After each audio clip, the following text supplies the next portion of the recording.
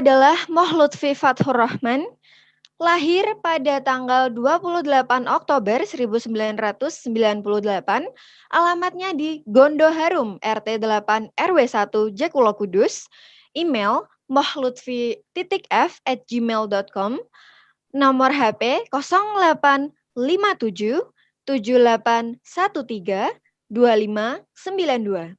Aku ulangi sekali lagi, 0857 7812 7813 2592. Instagramnya boleh banget di follow. Namanya mohlutfi.f. Aku Eja, MOCHLUTFI.F. Email, nomor Halo. HP dan IG bisa banget di follow, bisa banget ditambahin. Siapa tahu kalian pengen tahu for further information di luar forum ini karena ada 3 pembicara dan waktu terbatas. Jadi untuk selebihnya mungkin nanti kalian bisa tanya-tanya langsung ke Mas Lutfi, oke? Jadi dicatat nomor telepon dan follow IG-nya.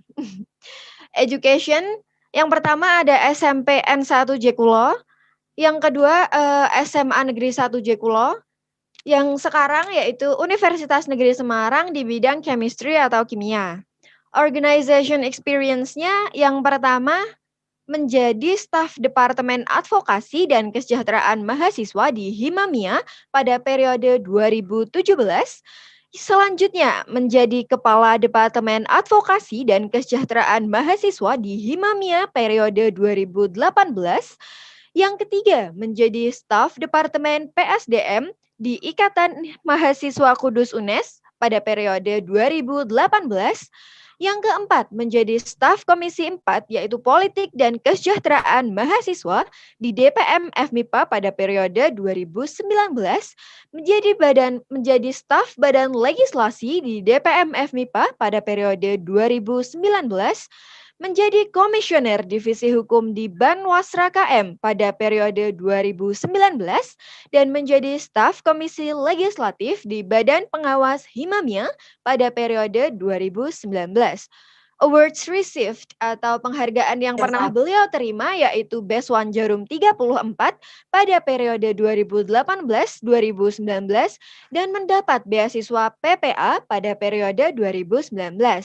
Motivation atau kata-kata motivasi dari beliau yang semoga memotivasi kalian juga yaitu jadilah individu yang haus akan penasaran sehingga kamu akan terus belajar dan keingintahuanmu tentang segala macam ilmu untuk mencari hal-hal yang baik dan benar.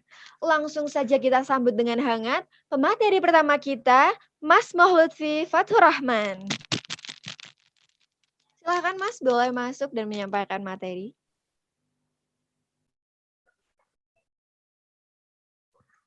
Cek.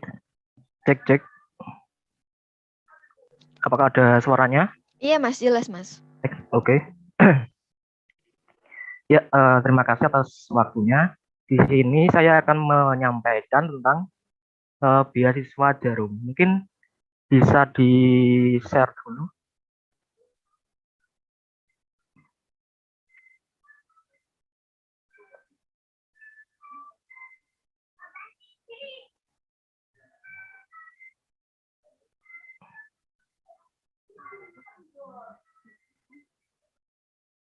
Oke, langsung aja.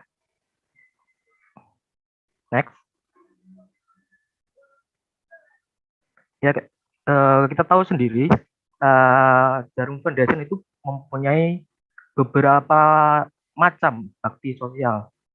Ada program bakti sosial, ada program bakti olahraga, ada program bakti lingkungan, ada program bakti pendidikan, dan lainnya. Nah, yang nantinya akan kita bahas yaitu tentang pendidikan. Oke, next.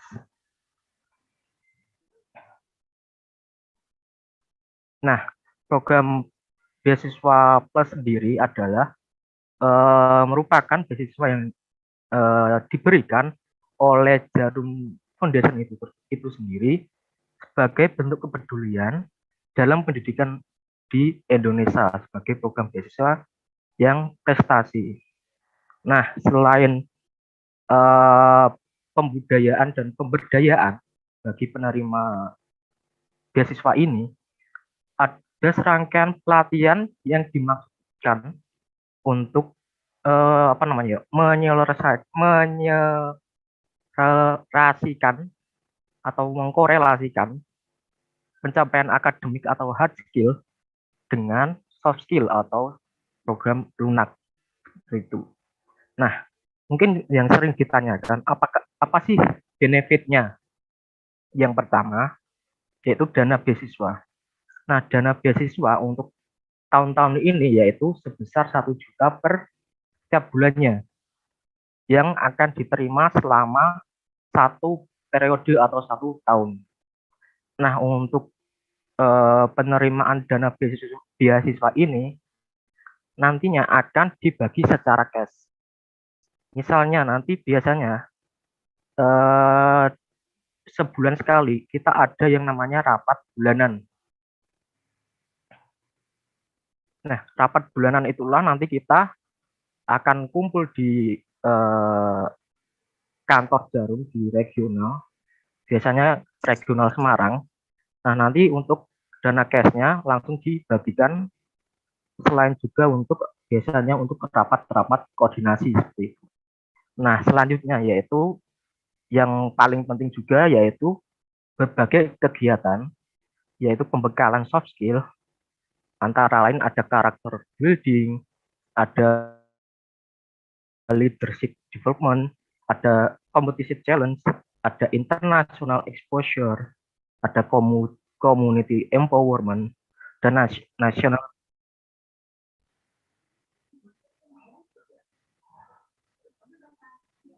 Next.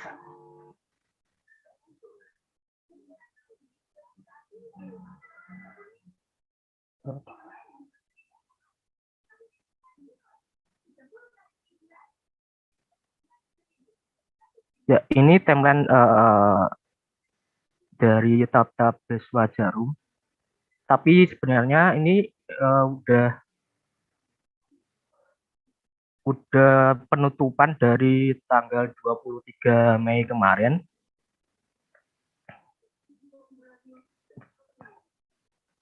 Ya, untuk seleksinya nanti yaitu tanggal 24 Mei sampai 20 Juni.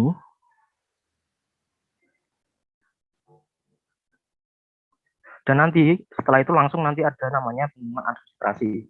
Untuk pengumumannya sendiri itu akan langsung dikirimkan entah itu email ataupun nomor SMS maksud saya dari data diri yang kalian masukkan dalam formulir online tersebut. Setelah itu, setelah kalian dapat informasi, nanti akan ada namanya undangan. Nah, undangan nanti akan dikirimkan ke email kalian masing-masing. Nah, nanti akan dikasih tahu untuk tes jadwal tertulis dan tes jadwal interviewnya. Yang terakhir nanti ada yaitu interview dan terakhir pengumuman. Oke, selanjutnya.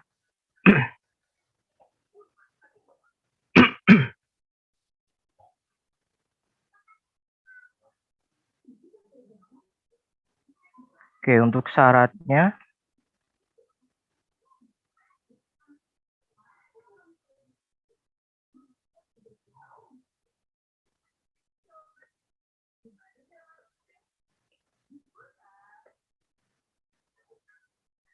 untuk syarat pendaftarannya sendiri ini saya ambil dari web Jarumnya sendiri, yaitu syarat pendaftarannya walaupun ini udah ditutup ya, tapi bisa untuk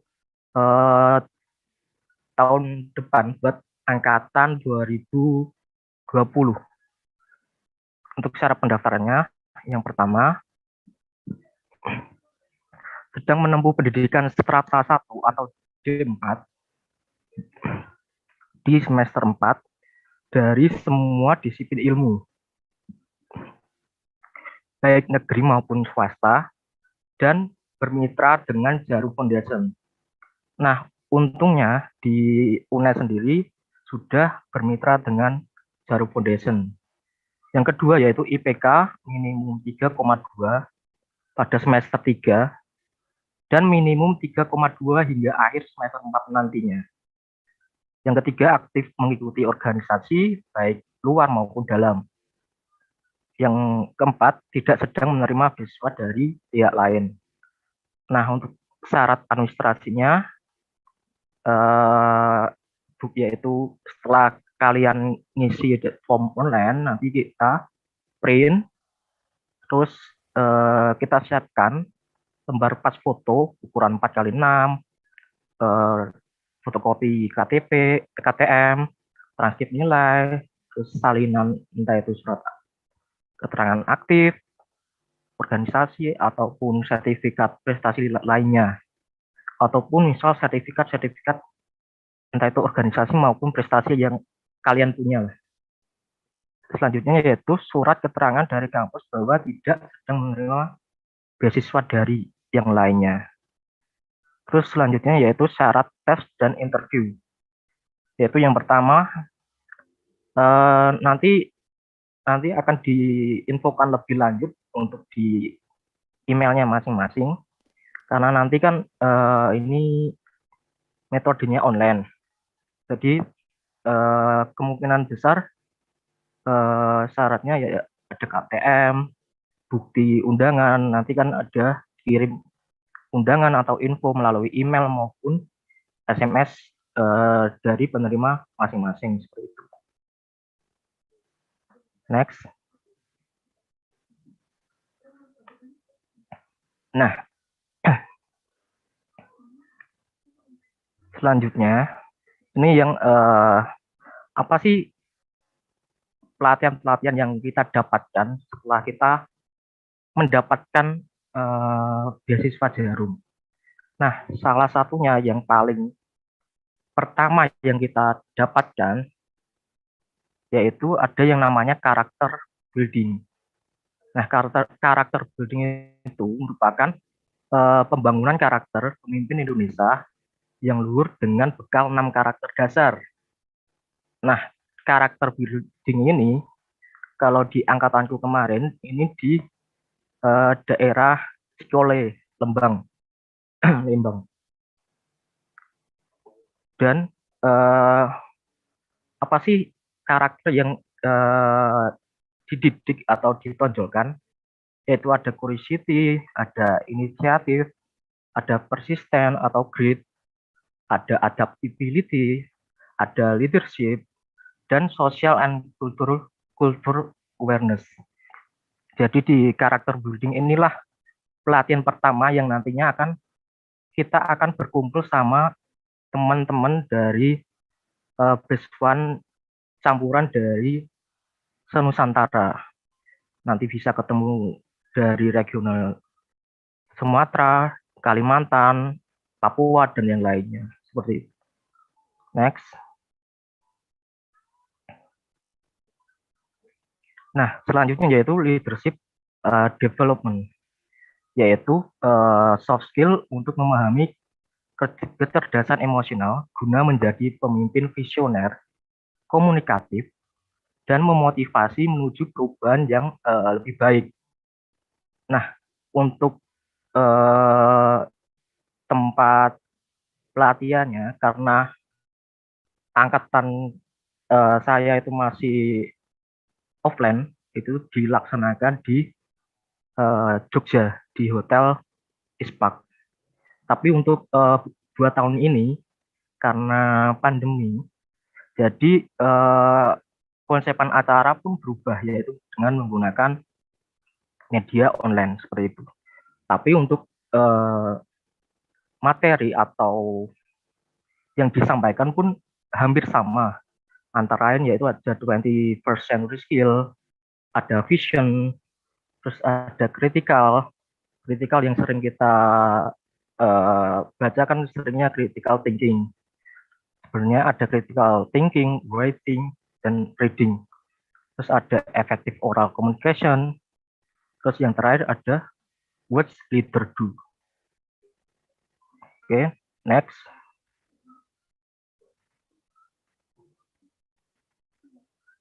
Nah, ini eh, ini pelatihan wajib yang ketiga. Yang pertama tadi kan karakter building itu wajib yang pertama. Yang kedua yaitu leadership development yang wajib kedua. Dan yang ketiga ini wajib yang ketiga. Jadi ini adalah acara paling puncak di akhir periode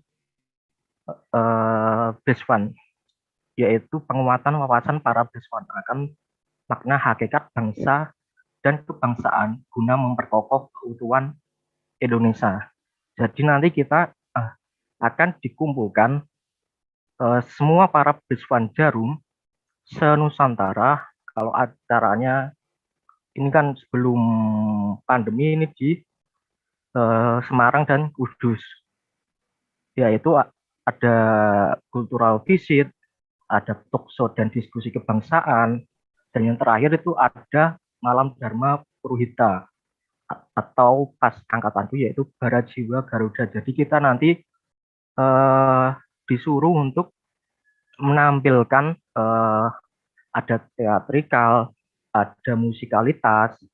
Jadi perjalanan sejarah Indonesia dari masa peperangan sampai ke penjajahan dan sampai saat ini sekarang ini. Tapi karena ini masih pandemi, yang tahun kemarin yang angkatan 35 itu menggunakan media online seperti itu dengan Zoom. Oke, next. Nah, ini merupakan apa namanya kesempatan yang tambahan yang diberikan oleh Jarum untuk penerimanya, karena dari ketiga pelatihan yang sudah diberikan untuk melatihnya lagi, yaitu ada yang namanya writing competition. Nah, kesempatan ini untuk memperagakan soft skill yang tadi yang sudah diterima dari character building maupun leadership development, yaitu untuk melatih ide kreatif dan inovatif, mengasah kepekaan dan merespon permasalahan di masyarakat.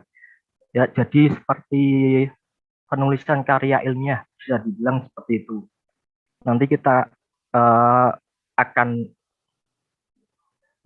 kita daftar karya ilmiah kita, nanti akan diseleksi dulu di regional. Kalau regional udah lolos, akan nanti dimasukkan ke nasional seperti itu. Dan kalaupun kita menang, nanti kita juga akan dapat hadiah uang tunai juga yang regional maupun nasional. Next.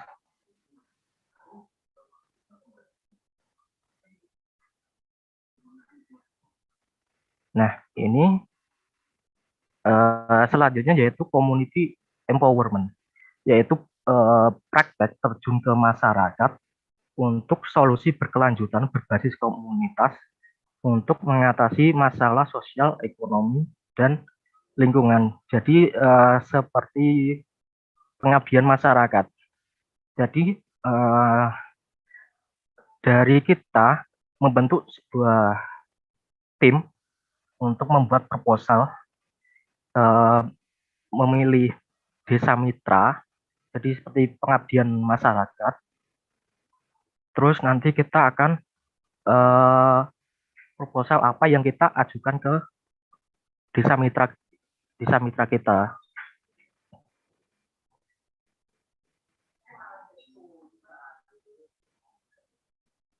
Terus nanti kita juga selain bermitra dengan desa mitra, kita juga harus berpikir satu langkah lebih maju dari yang sebelumnya, karena harus misal dalam bidang ekonomi kita harus memikirkan mitra ekonomi kita, bukan hanya mitra desanya seperti itu. Nah, yang selanjutnya, yang ini yang terakhir kalau nggak salah, yaitu international exposure. Nah, selain di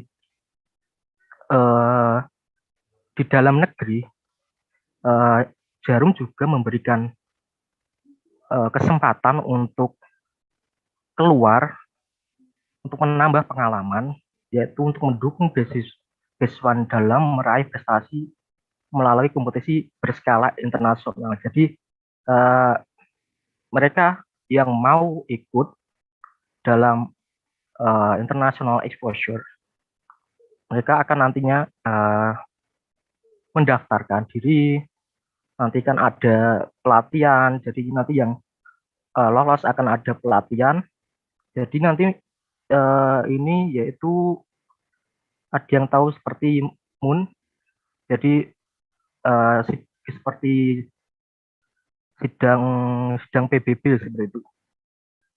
Nah, nanti akan sebelum berangkat ke tempat yang nantinya akan diselenggarakan MUN, mereka akan dikirim ke Jakarta dulu untuk untuk pelatihan di gedung di Jakarta, saya lupa. Dan nanti selama pelatihan sudah diterima, nanti akan diberangkatkan. Tapi karena musim pandemi ini, jadi masih agak terganggu seperti itu. Kemarin sempat teman saya mau ke Tokyo dari program international exposure ini, tapi karena pandemi, jadi belum bisa untuk jadwalnya. Oke, mungkin udah kayaknya.